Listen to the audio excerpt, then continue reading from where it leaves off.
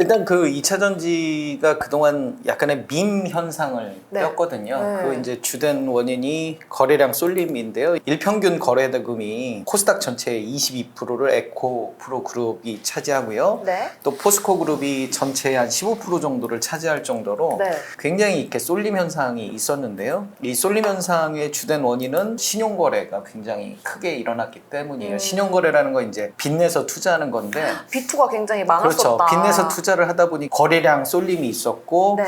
시장의 어떤 주도주 역할들을 이렇게 하게 되면서 종목 회전율이 굉장히 높았잖아요. 네. 에코프로 같은 경우는 올해 1월부터 8월까지 한 766% 거의 매일 이렇게 회전을 한 거죠. 네. 그래서 거래를 빈번하게 했고 이런 부분들이 최근에 이제 거래량 쏠림이 초전도체로 옮겨가면서 그런 부분들이 이제 2차 전지 주들의 좀 조정을 보여주는 주된 원인이 되지 않았을까라는 네. 생각이 들고요. 초전도체가 이제 어느 정도 좀 잠잠해지면 다시 네. 이제 자금들이 2차 전지로 좀 몰리면서 단기 트레이딩을 좀 유발하지 않을까라는 생각이 들고요. 그럼 다시 2차 전지로 올 거라고 생각하시는 거예요? 막 반도체 이런 데로 안 빠지고? 그런데 이제 그 기존과는 좀 상황이 달라진 게 이렇게 이제 트레이딩이 많이 일어나고 단기 급등락이 많아지면서 증권사에서 신용융자를 좀 묶었어요. 네. 기존에 이제 빌릴 수 있는 물량보다 상당히 줄어들었기 때문에 앞으로의 전개는 이제 좀 실적에 포커스를 두고 이제 실적 결과에 따라서 좀 움직일 수 있는 개연성이 높고요. 기존 같이 거래량 쏠림이 나타나기에는 일단 신용을 묶어놔서 네. 그거보다는 좀 덜하겠지만 하지만 이제 이 초전도체에 대한 연구 결과가 어찌됐든 2, 3주면 나타나잖아요. 네. 그래서 아니다라고 하면 어딘가 이제 가야 되는데 네. 반도체는 조금 3분기에는 시간이 좀 필요할 것 같고요. 아직까지는? 4분기 이후부터 좀 움직일 가능성이 있기 때문에 단기적으로는 이 초전도체로 갔던 단기 자금이 다시 올 수 있는 그런 이슈들은 좀 있을 수 있는데 네. 다만 이제 급등락이 다시 이제 반복될 수 있는 그런 모습들이 좀 있을 것 같아요. 근데 중국이 안 좋은데 왜 이렇게 중국보다 우리나라 지수가 더 많이 빠지는 거예요? 여기 보시면 중국에 대한 수출 비중이 굉장히 높아요. 여기 노란색 부분이 중국인데요. 우리가 이제 녹색이 미국이고요. 네. 보면 이제 최근 들어서 이제 미국에 대한 비중들이 조금씩 올라가고 오, 있는데 네. 중국에 대한 비중도 만만치 않거든요. 2021년 기준으로 보면 중국이 미국보다 더 많잖아요. 네네. 그렇기 때문에 중국의 어떤 경기 불황의 가장 큰 타격을 우리나라가 입을 수밖에 없는 그런 상황이고 그리고 이제 중국은 신흥국이거든요. 네. 주식시장에서. 그렇다라고 하면 이제 신흥국에 대한 불안감이 우리한테도 전이가 되고 그 영향으로 최근 들어서 환율도 이제 급등하는 모습을 보여주잖아요. 네. 그래서 어떤 중국의 리스크, 잠재적인 리스크 그리고 초전도체에 대한 이슈 이런 부분들이 좀 해소가 돼야 본격적으로 다시 2차 전지 관련 주들의 관심이 좀 모아지지 않을까 그런 생각이 듭니다.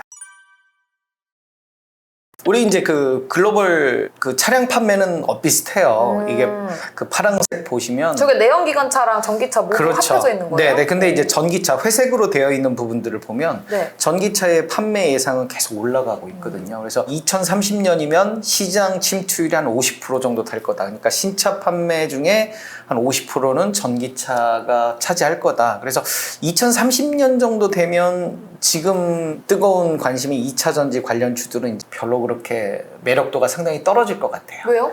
시장이 한 50% 정도 차지를 했으니까 네. 이제 과열도 좀 되고 새로 안 만드니까? 그렇죠. 이제 공급자와 수요자를 따졌을 때 지금은 시장의 공급자 중심의 시장이거든요. 네. 그러니까 시장이 계속 커져야 되기 때문에 만든 만큼 보낼 수 있고 그렇다 보니까 가격의 우위를 차지하는데 이제 50%가 넘어가는 순간부터는 오히려 이제 고객의 입장에서 좋은 차들 중에서 더 좋은 차를 고르는 네.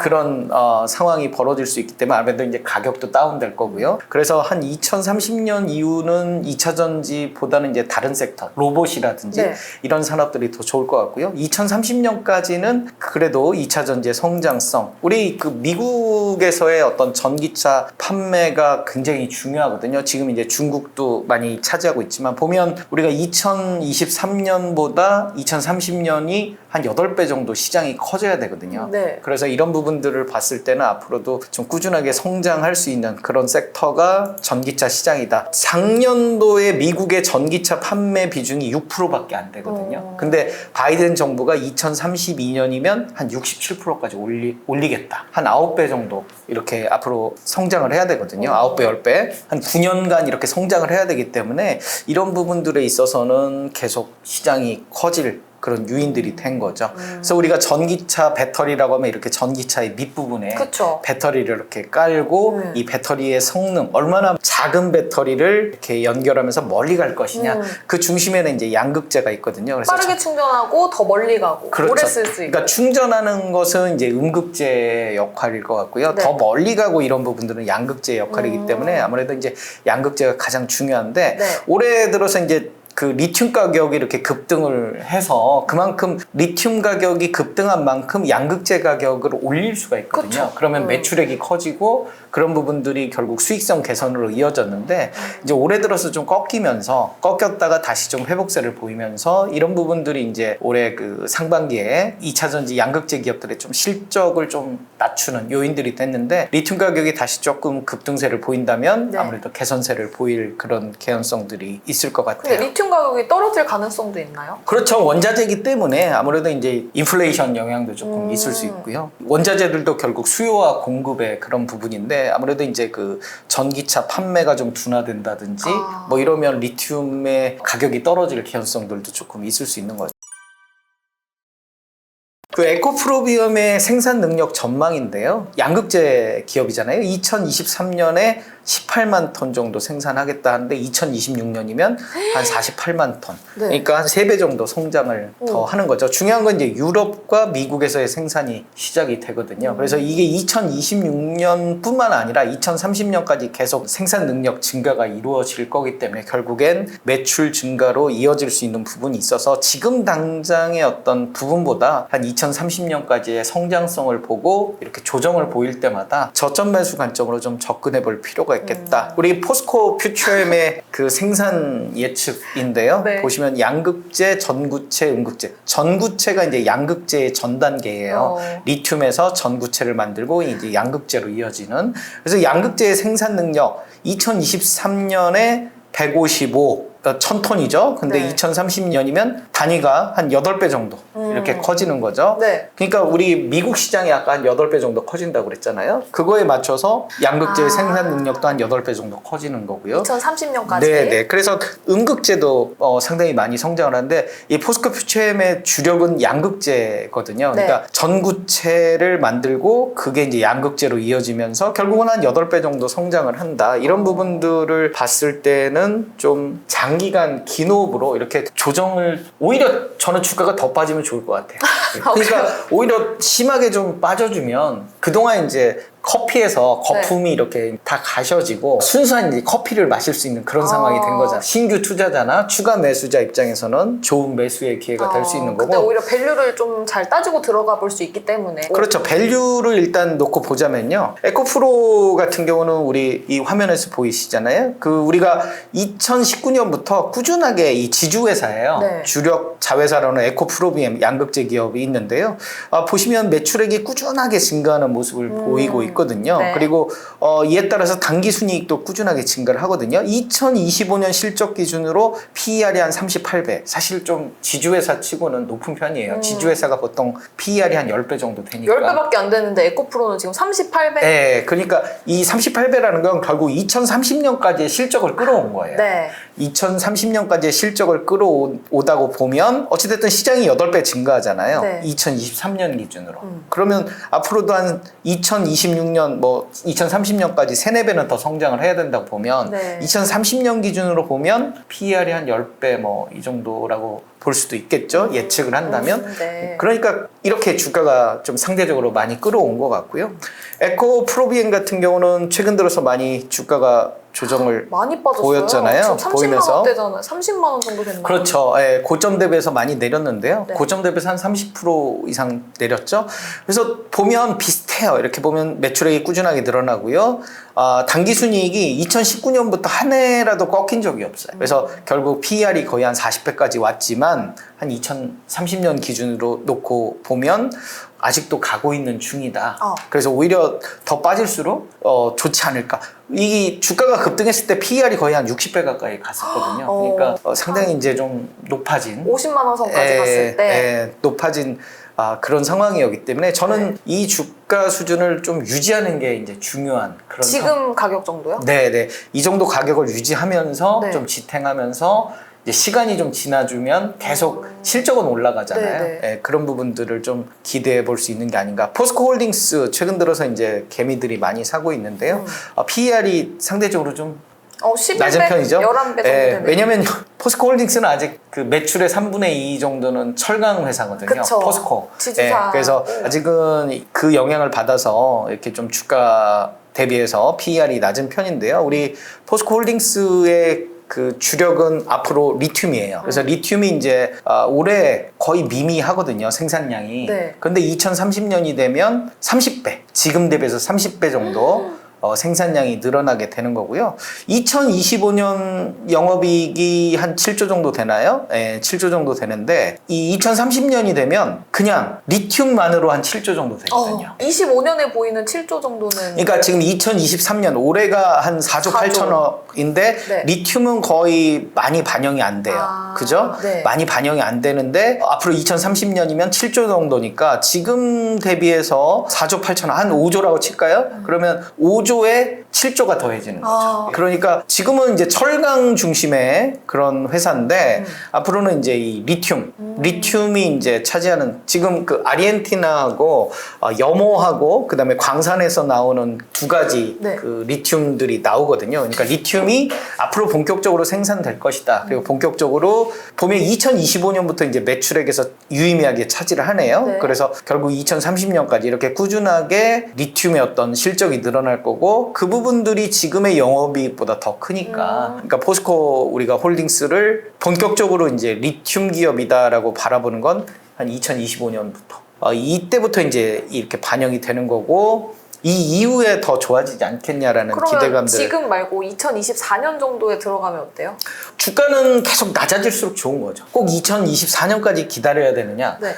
이렇게 시장이 급락하고 그다음에 지금 공매도가 상당히 많이 몰려 있잖아요. 네네. 그래서 오늘 같은 경우는 대외 변수, 중국이라는 대외 변수와 미국의 소비 수준이 아직도 높다. 그래서 인플레이션을 막기 위해서 장기적인 이 고금리 정책을 지속적으로 유지할 거다. 이런 두 가지 그런 대외 변수들이 시장 전체를 짓눌러 줬거든요. 그래서 시장 전체가 짓누르면서 주가가 많이 내릴수록 오히려 긍정적으로 바라볼 수 있는 거죠. 나만 내리는 게 아니라 네. 전체적으로 내릴 때는 사실 좋은 기회일 수 있거든요. 다 같이 내려갈 때는? 네, 다 같이 급락할 때는 이 대외 변수만 좋아지면 다시 회복을 하는 그럼 거고. 그럴 때일수록 좋은 종목들만 뽁뽁뽁 올라오겠네요? 그렇죠. 우리가 이제 이렇게 실적이 개선되는 기업 중심으로 꾸준하게 실적이 증가하는 그런 기업들 중심으로 압축해서 보면 결국 저점 매수의 기회일 수 있다라고 보는 거죠. 포스코 퓨처엠 2025년 실적 보면 PER이 45배. 네. 그러니까 에코프로비엠보다 지금 2025년 실적 기준을 조금 더 높게 바라보는 거죠. 단기 순이익이 한 7천억 정도 되고요. 여기 아까 에코프로비엠도 단기 순이익이 7,800억인데 매출액은 에코프로비엠이 훨씬 높아요. 네. 포스코 퓨처엠이 127 콤마로 시작하는데 에코프로비엠이 162 콤마로 하잖아요. 근데 네. 단기 순이익은 비슷하단 말이에요. 왜 그러냐면 이게 내재화율의 차이예요. 그러니까 내재화율이라는 것은 이 리튬, 전구체, 양극재로 이어지는 원재료를 1차 가공하고 1차 가공한 걸 2차 가공해서 양극재가 나오고 네. 양극재를 다시 이제 배터리 셀 업체에 네. 팔아서 보내야죠. 이렇게 이제 기본 구조를 만드는 건데 여기 보시면 2027년 기준으로 내재화를 보면 포스코 퓨처엠은 43%. 그러니까 그 양극재를 만드는 43%는 포스코에서 자체 만든 것들을 끌어다 쓰는 거죠. 내재화율이 어떻게 보면 가장 좋다라고 볼 수 있겠네요. 그러니까 내 거를 갖다 쓰니까 네. 얼마나 마진이 많이 그쵸. 났겠어요. 에코프로는 33%. 그러니까 이 차이가 결국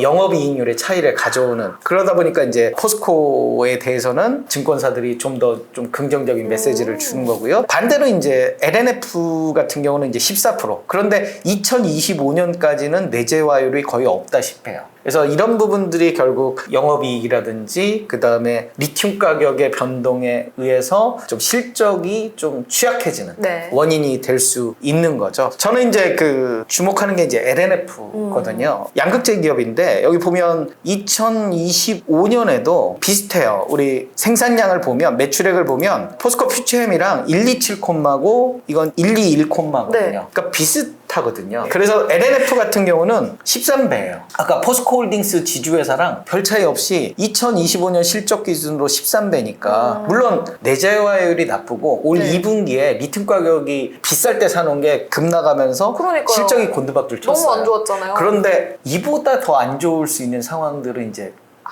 네. 어느 정도 지금 바닥을 다졌다. 실적 네. 면에서는. 왜냐면 이제 내재화를 추구하고 있거든요. 네. 그래서 LS 그룹과 네. 전구체 기업도 생산하기로 했고요. 새만금에서 네. 그 다음에 음극재도 생산하고 리튬 사업도 하고요. 미국에 지금 진출을 하려고 하거든요. 네. 이런 부분들을 볼 때 이보다 더 나쁠 수 있는 상황은 없다. 안 올랐다. 그래서 저는 이 부분 안 올라서 PER이 13.49배인 그리고 앞으로 이렇게 내재화율이 2027년부터 올라갈 거기 때문에 물론 이 부분들이 그래도 이제 포스코 퓨처엠이나 에코프로보다는 낫지만 이 부분은 이제 갈수록 조금 더 좋아질 수 있는 개연성들도 있거든요. 그리고 이제 LNF 같은 경우는 하반기에 코스피 이전 상장을 준비를 하고 있어요. 네. 지금 이전 상장 발표를 하게 되면 시기를 잘 맞추면 코스피 200 종목에서 빠져나갈 수가 있거든요. 한 달 전쯤에 지수 거래소 변동 얘기 나오면서 확 올라간 적 있었잖아요. 네네. 그래서 아마 하반기에 그 코스피 이전 상장 이슈와 그 다음에 미국의 그 공장 진출 이런 부분들이 발표되고 뭐 이런 부분들이 결국 상대적으로 저평가된 부분들을 좀 해소하지 않을까라는 생각이 들고요.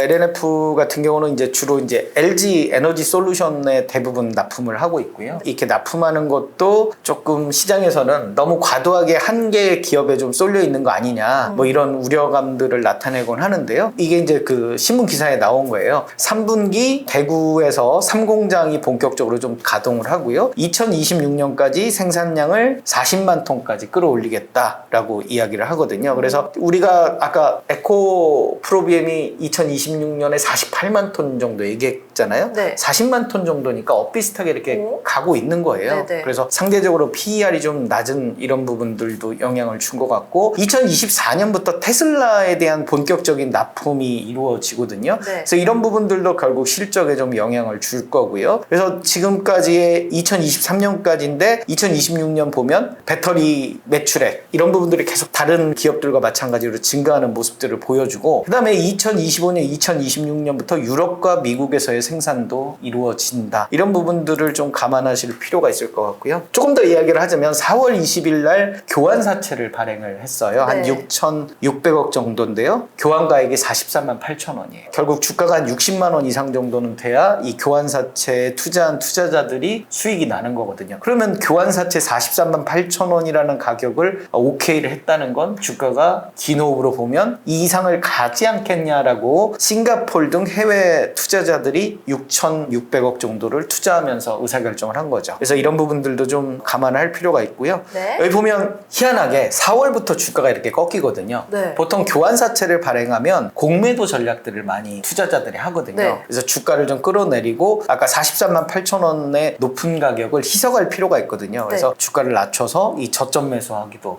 하는 그런 투자 전략 때문에 4월부터 다른 양극재 기업과는 좀 다르게 이렇게 주가가 좀 흘러내린 떨어졌었어요. 그런 부분들도 있다. 그래서 우리가 아까 봤지만 48만 톤, 근데 한 40만 톤 정도 이렇게 예측을 하기 때문에 이런 부분들을 고려를 한다면 LNF도 저는 이 저평가 측면에서 나쁘지 않지 않겠느냐라고 보는 거고요. 사실 최근에 네. 반도체가 또 계속 떨어지니까 뭐 하반기에는 반등한다, 겨울 지나갔다 이런 얘기 나오니까 지금 들어가도 될까라는 생각도 들거든요. 일단 실적이 지금 아직은 약간 불투명하다 보니까 실적 때문에 원래는 이렇게 한 번씩 과거의 흐름들을 보면 한 네. 번씩 이렇게 쳐주잖아요. 네. 그래서 메모리 반도체 같은 경우는 설비 투자 한 번씩 이렇게 설비 교체할 때마다 대규모 어떤 수주가 일어나고요. 그래서 수주 모멘텀이 이제 올 하반기부터 있지 않겠느냐라는 기대 기대감이 있었는데요. 재고를 많이 줄여가잖아요. 네네. 재고를 줄여가면 그만큼 메모리 반도체 가격이 상승을 하고요. 가격 상승이 이어지면서 실적 개선이 이루어지는 이런 패턴들을 보여주는데 4분기까지는 안 좋지 않겠느냐, 반도체가 삼성전자에서. 하지만 내년 1분기부터는 흑자 기조를 이어가면서 네. 실적이 좀 증가하지 않겠느냐라는 기대를 했는데 이 부분이 이제 여기까지 좀 더 이어지지 않겠냐라는 우려감들이 조금 나오고 있으면서 결국 최근 들어서 삼성전자도 힘을 좀 발휘를 못하는 것 맞아요. 같아요. 그래서 실적을 보면 우리가 이제 2022년 지난 한 4년 중에 최고의 실적을 달성을 했거든요. 네. 그런데 이제 올해 5분의 1 토막 정도 나니까 그래서 결국 2025년 정도 되면 다시 이제 제자리를 찾아가는 건데요. 이게 PER이 한 13배 정도, 코스피가 한 13배 정도 되면 이제 그게 넘어가면 버블이라고 그러더라고요. 네. 그러면 삼성전자 입장에서는 한 30% 정도 주가 상승의 여력이 좀 남아있는 그런 정도의 수준이다라고 보시면 될 것 같아요. 최근 들어서 뭐 증권사들이 막 구만전자도 외치고 있고요. 맞아요. 막 그러긴 하는데 한 4분기 이후로 좀 주도주로 나서지 않겠느냐. 결국 삼성전자가 주도주로 나서야 전반적인 시장에 지수가 올라가고 훈풍이 이어지는 그런 상황이 되거든요. 하이닉스 같은 경우는 최근 들어서 HBM에 대한 이야기들이 많이 되면서 이렇게 어떤 실적 개선세나 이런 기대감들이 많았는데요. 엔비디아가 이제 주된 매출처죠. 네. 그래서 엔비디아의 GPU, 그래픽 카드에 대한 그런 HBM의 수요 이런 부분들이 2022년, 2023년, 24년 계속 증가하는 모습을 보여주고 있어요. 그래서 그거에 대한 HBM의 우리나라의 선두주자인 하이닉스, D램 중에서 HBM의 비중은 한 10% 내외로 이렇게 유지가 계속 되네요. 그래서 그런 부분들 때문에 어떤 올해의 한 8조 정도의 적자를 이런 적자가 2025년에는 다시 흑자로 돌아서는 거 아니냐. 23년에는 마이너스고 바로 뒤집어버리네. 네. 그러니까 최근 5년 들어서 적자가 올해 처음이에요. 이렇게 안 좋으니까 지수가 반등하기 어려운 거죠. 네. 그런데 이제 PER이 지금 한 9.44배니까 어찌됐든 한 30-40% 정도 앞으로도 시장이 좋아지면 상승할 수 있는 여력이 좀 남아있는 부분들이고요. 다음 주에 또 엔비디아 실적 발표 있잖아요. 네, 그럼 네. 실적 발표를 통해서 좀 HBM 관련 종목들, GPU 관련된 종목들이 상승을 이어나갈 가능성은 없을까요? 그렇죠. 엔비디아의 어떤 실적 개선세나 이런 부분들이 영향을 상당 부분 기대감이라는 게 있잖아요. 네네. 사실 기대감이 주가를 끌어올리고 있고 한미반도체 같은 경우는 네. 많이 올라왔는데 최근에 엄청 올라갔죠. 올라왔는데도 불구하고 실적 추이를 보면 그렇게 막 HBM이 실적을 대폭 개선하거나 끌어올려주진 이런 않았나요? 모습들은 아직은 보여주지 못해요. 네. 그리고 상대적으로 PER은 많이 올라와 있고요. 네. 그러다 보니까 한미반도체가 이슈에 막 주가가 급등 나가는 패턴들을 그러니까요. 많이 그러니까 요즘 많이 올라왔어요. 시장이 너무 네. 무서워요. 네, 그래서 HBM의 어떤 기대감이 좀 상당히 많이 반영된 그런 모습들을 보여주고 있고 이 뉴스에 의해서 급등 나갈 좀 보여주는 모습인데요. 만약에 반도체 이슈가 있으면 이 소재 부품 장비 기업들을 더 주목해 볼 필요가 있을 것 같아요. 단기적으로 급등락은 이런 소재 부품 장비 기업들의 급등락이 더 클 수 있거든요. 그래서 네.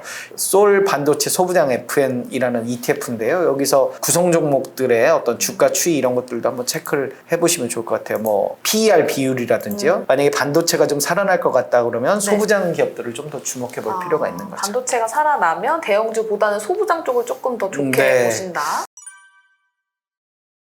K엔터주 얘기도 네네. 좀 해보고 싶거든요. 네. 아니, 하반기 실적 좋다 하고 2분기에도 호실적을 발표했는데 계속 떨어지고 있어요. 엔터는 어느 정도 올라온 것 같아요. 제가 이제 상반기에도 다른 채널에 나가서 엔터주들의 어떤 PER 기준으로 봤을 때는 리스크 관리가 좀 필요하다. 너무 그런 많이 이야기. 올라가서. 네, 많이 올라왔어요. 그러니까 PER 기준으로 뭐 한 30배 가까이 올라왔기 때문에 네. 이 꿈을 먹는 신약도 사실 아니고 그다음에 전기차 기업처럼 매출액이 막 폭발적으로 늘어나는 것도 아니고 네. 그럼에도 불구하고 이제 K-팝의 어떤 저변 확대 그리고 코로나 이후 오프라인 뭐 시장의 뭐 증가 이런 부분들이 있긴 하지만 가장 큰 수혜는 인플레이션에서 자유롭다는 부분들이거든요. 그렇죠. 그러니까 사실 팬들은 계속 앨범을 삽니다. 5개, 10개, 20장 이렇게. 그리고 원자재에 들어갈 일이 없잖아요. 맞아요. 뭐 구리를 사는 것도 아니고. 그러다 보니까 이제 상대적으로 인플레이션의 수혜주로서 그동안 각광을 많이 받았는데 앞으로 이제 이보다 더 좋을 거냐라는 부분인데 조금은 PER 기준으로 네. 그러니까 2025년 실적과 PER 기준으로는 많이 좀 올라온 부분들이 있어서 막 기존에 보여줬던 폭발적인 주가 상승을 하기에는 조금 부담스러운 부분이 있는 거죠. 물론 이제 예상치 않았던 뉴진스와 같은 네. 그런 글로벌 가수들이 계속 출연을 한다든지 이런 변수들은 뭐 남아있지만 그럼 신인 데뷔를 했는데 그게 폭발적으로 확 뛰지 않는 이상은 그렇죠. 뭐 했는데 뭐 BTS, 제2의 BTS, 제3의 BTS가 나온다면 달라지겠지만 네. 지금 그 상황 우리가 그 상황을 예측할 수는 없는 거잖아요. 일단 엔터 산업이라는 건 인기를 먹고 사는 거고 네, 네. 또 돌발 변수로 갑자기 계약 해지를 한다든지 그리고 잘 나가던 가수들이 뭐 음주 사고라든지 여러 가지 마약 사건이라든지 네, 이런 네. 거에 또 연루되는 이슈들도 가끔 변수들이 있잖아요. 좀 있다 보니까. 그러다 보니까 변수들이 조금 있어서 근데 이제 실적 기준으로만 놓고 봤을 때는 막 기존에 보여줬던 폭발적인 주가 상승을 보여주기엔 조금 조심스러운 예, 그런 구간이고요. 강남에 재건축이 많은 이유가 신도시 개발을 했기 때문에 많은 거고요. 이 많이 나올수록 사업성은 굉장히 좋다. 부동산 시장을 판단하실 때 전세 대출에 대한 정부의 양태를 잘 봐야 돼요. 성실히만 열심히 사는 사람들이 부자가 되기는 어려운 경우가